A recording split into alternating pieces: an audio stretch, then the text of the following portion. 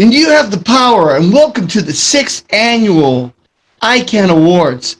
The second time we're doing this virtually, and even better than the first time. I can honestly say I'm looking forward to discussing you today this keynote about how to promote yourself and your big idea in this place, Toronto, and in Greater Canada.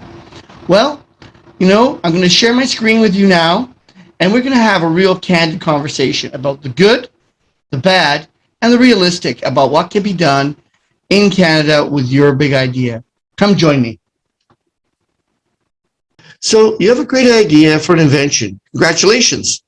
In the words of Edison, successful inventions, or going to market at least with that invention, is 99% perspiration and 1% inspiration.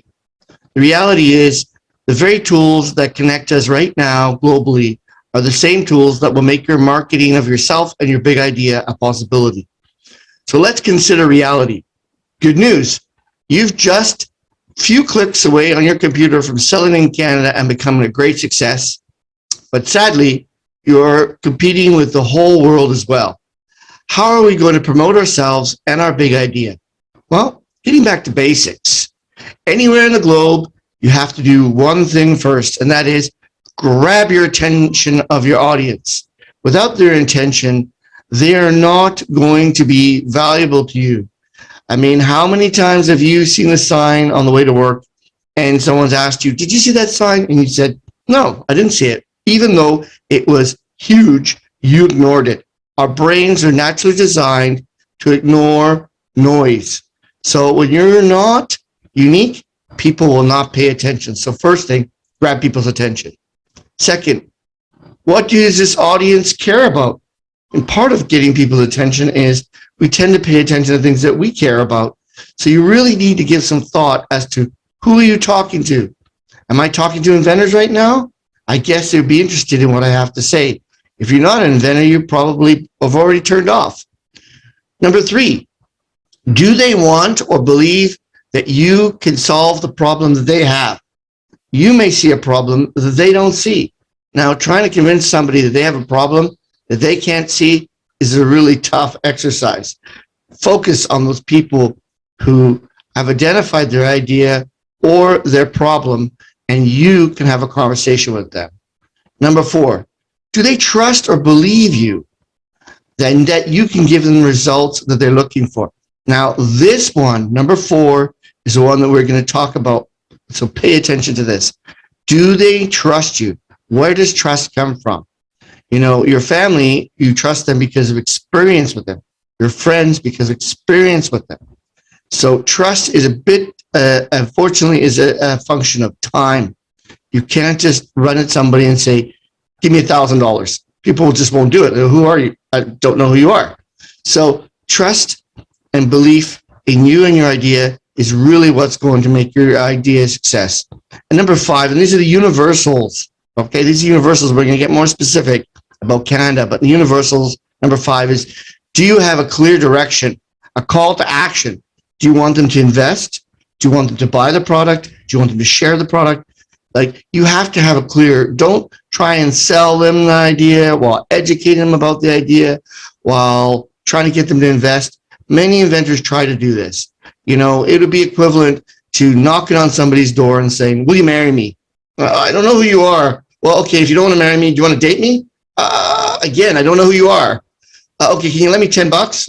Again, I don't know who you are. So we really have to get to the heart of it, which is catching their attention, building a conversation, building trust, and then having that call to action.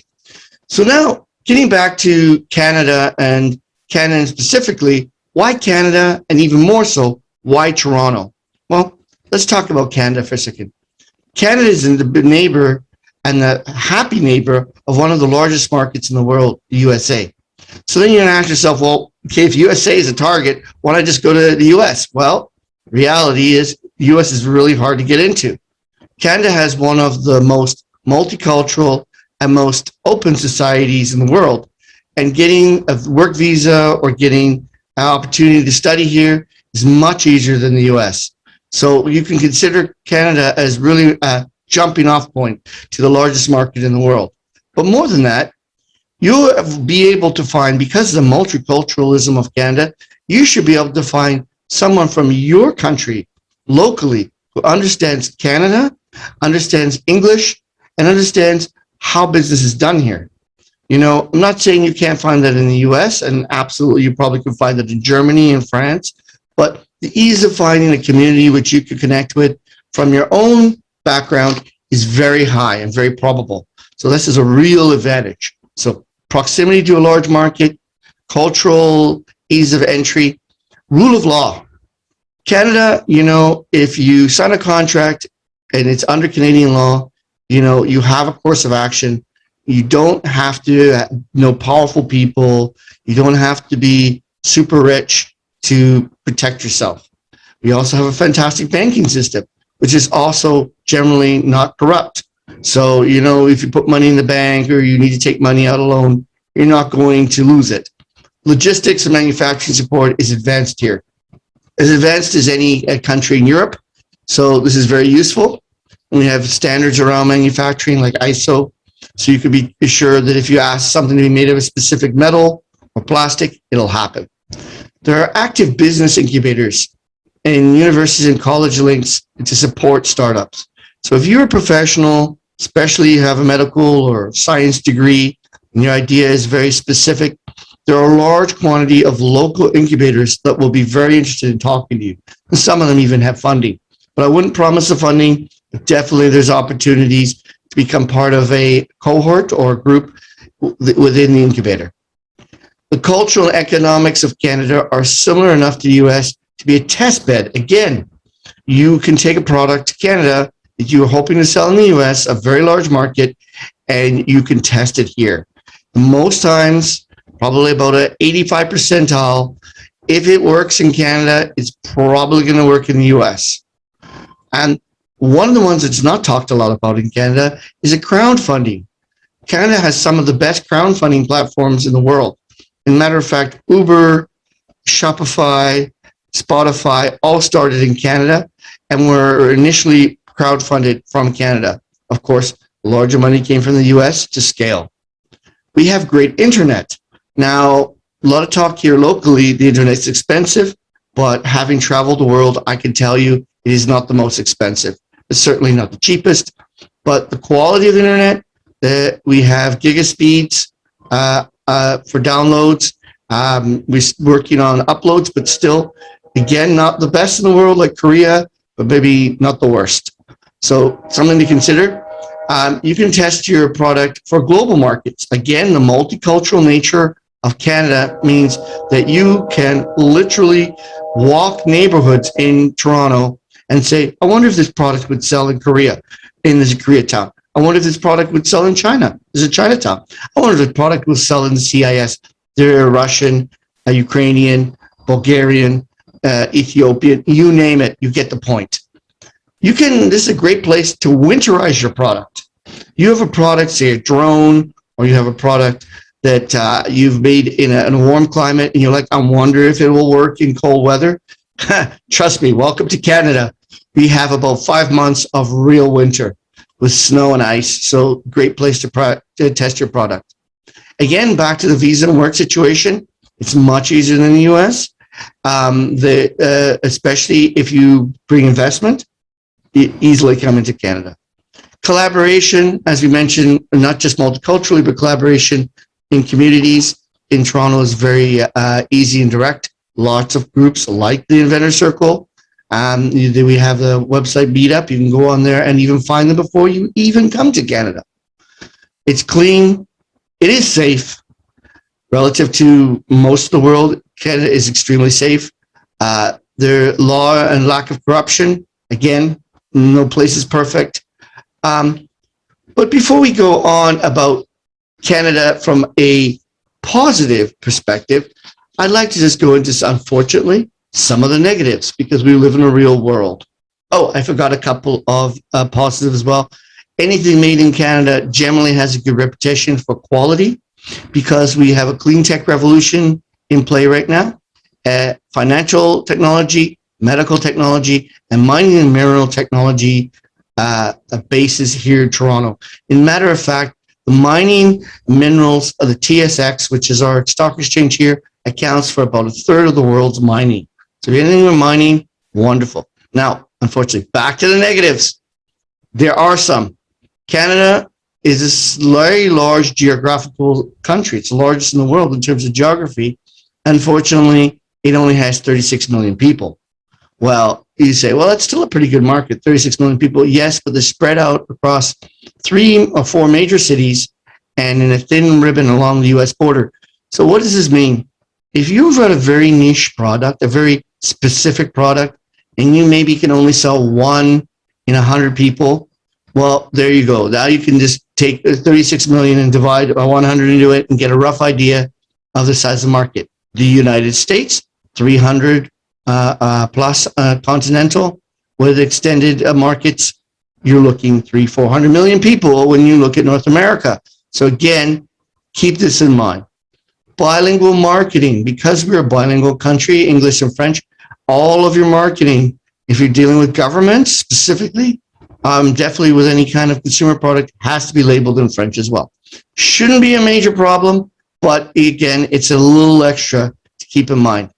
This is the number one I'm going to mention now, and it's not talked about enough internationally, and that is Canadians are very conservative in our mindset to investing and risk-taking compared to the United States. It's sort of, unfortunately, a leftover from the British Empire. We just really don't want to take the chance unless it's absolutely clear. And I don't mean this to be negative to any Canadian listening, but listen, you've got to know yourself.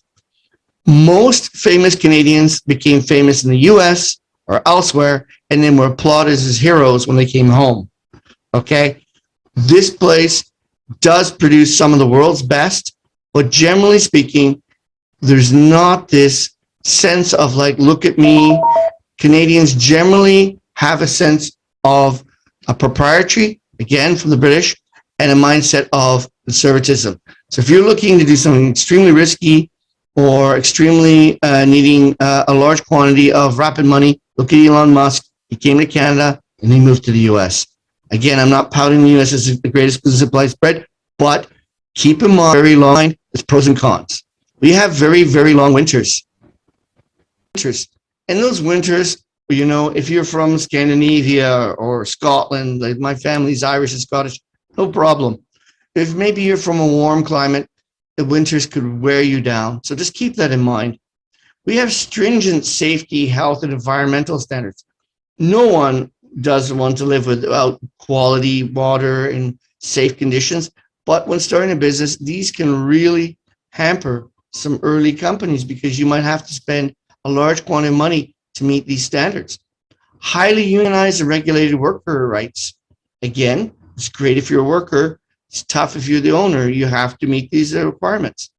And we're not prone to a lot of lawsuits like the US, but still we have a very legal framework, and it's not unheard, especially in recent days, to get sued.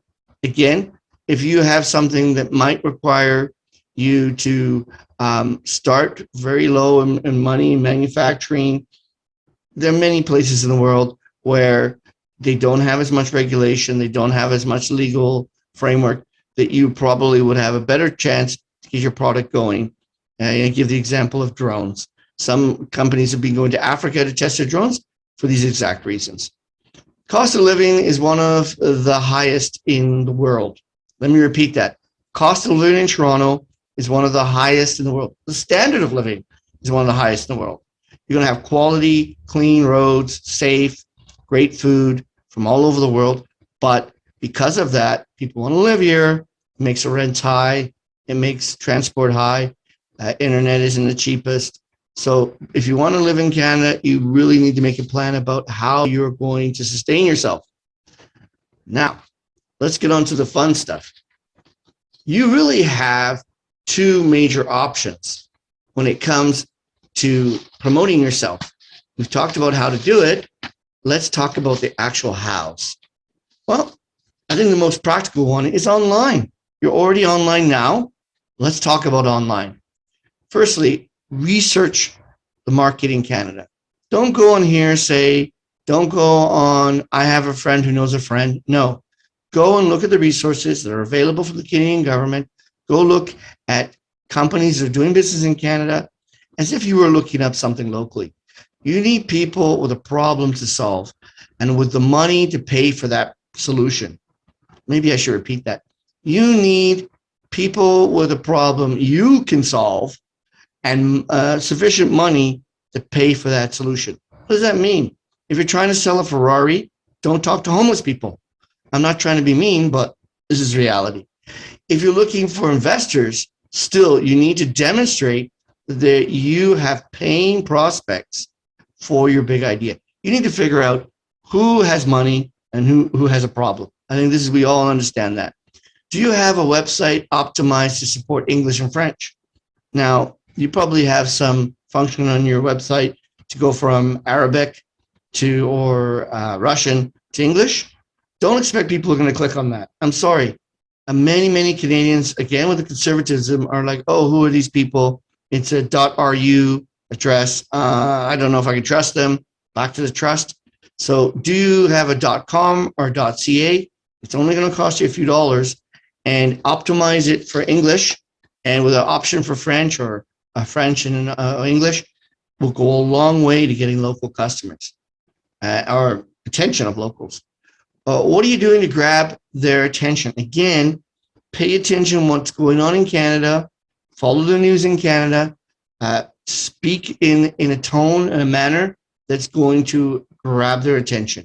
Canadian English uses a U, so the word color is C-O-L-O-U-R. I know a lot of Americans think they can just spell it C-O-L-O-R, no problem.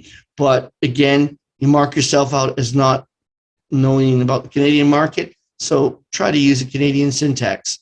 One of the best and free options is to start a LinkedIn group. Yes, I said a LinkedIn group. I know it's not exciting, but when you join ones related to your target markets and begin to listen and position yourself with positive comments, then you can invite others to connect to your group. And ultimately, once they join your group, you have an audience in which to build trust and relationships, either for collaboration, investment, or even to buy your product. There are measurable free services. You can find out specific industry data. If you belong to mining, there's a mining association.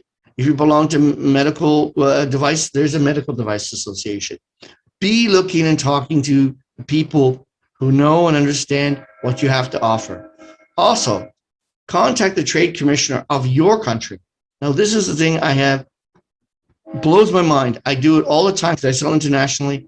The very first people I contact is the Canadian Trade Board Commission in that country. The Canadian Trade Board Commission in that country, right? I want to sell in France. I'm not knocking on French doors. I'm contacting the consulate or the embassy for Canada and saying, can I speak to the trade commissioner? You should be doing the same for your country. That if your country doesn't have one, there might be a cluster. So I know like Ecuador and Bolivia and that share consular services with another country. Same thing. You may not have one in Toronto, but in Ottawa, which is the capital, and ask for industry connections locally. You'll be surprised who they can connect you to. Now, COVID has made many trade shows virtual, such as this training session. As such, we can attend and seek out potential agents and partners. The key is to be slow to finalize agreements. I mean, speed, yes, you want speed, but you don't know who you're dealing with. Again, they don't try to know if they can trust you. You don't know if you should trust them. You need to ensure that there's fit, capability, and a reputation in the marketplace. Again, back to your local associations, back to the trade commissions, and even back to groups like the Inventors Circle to find out whether or not these people have a physical address, if they're actually known in the market, if they have a good or bad reputation.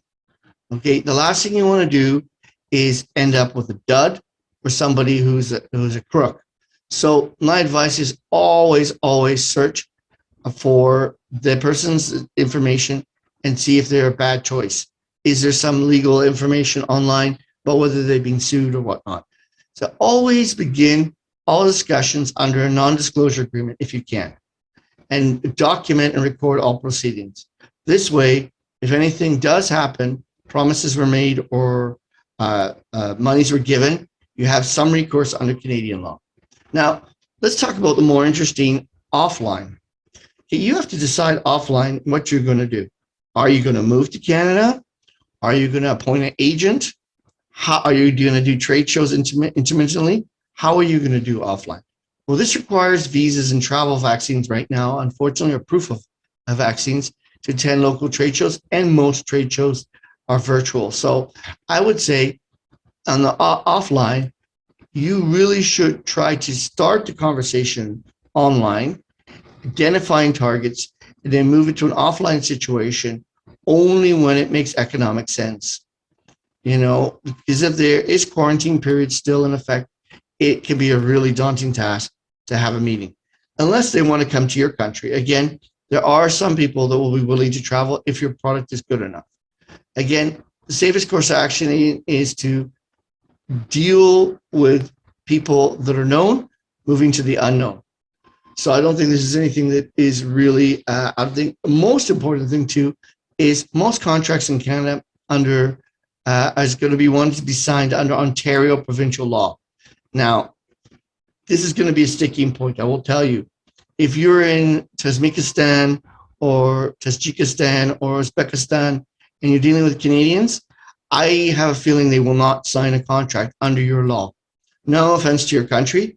They just don't know your country and they don't know the wherefore. So if you do need to have an agreement, it may have to be signed under Canadian law, but be prepared. If anything goes wrong, you're going to have to come here to defend your position. So there's always a cost element to these things.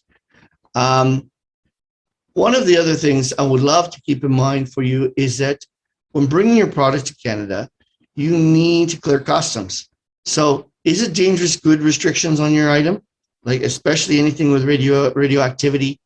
It doesn't meet health and safety standards. If it's going to be used by the public, it may have to pass CSA for electrical devices or some other regulatory boards. So do your homework. You don't want to have your goods confiscated when bringing them to Canada. Again, English and French requirements around packaging, and it doesn't help for your literature as well. So in terms of negotiating, I would honestly tell people that the nature of an agent is to provide an extension of yourself. So you need to have a good contract, a contract that has been checked by a Canadian lawyer, because what might work in your country may not work here.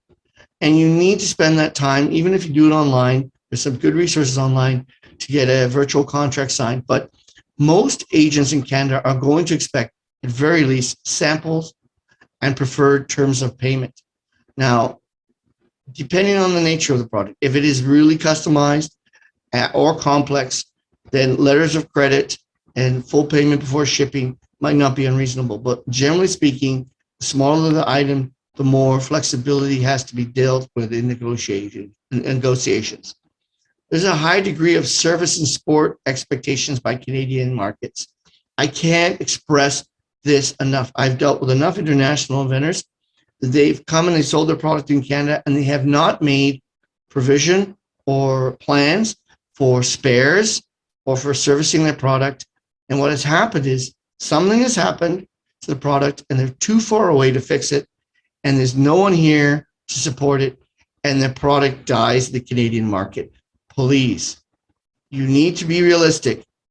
Things break, things need servicing. You need to have a make-up plan. Again, this is part of the reason of maybe having training with an agent. Be prepared to collaborate, not just investment, but in building these structures. Okay, promoting yourself in Canada is a blend of visibility online. So do you have a website? Is it got a .com or .ca? Do you have a LinkedIn profile? Do you have a headshot for your LinkedIn profile? Please make sure that your LinkedIn profile is up to date. And then I also say, there's a function, you go to mine, you'll see a button next to my name. When you press on the button, you've given a simple voice to your name. One, they can hear you're human. Two, if your name is maybe difficult to pronounce in English, you make it easier for them to learn how to pronounce your name.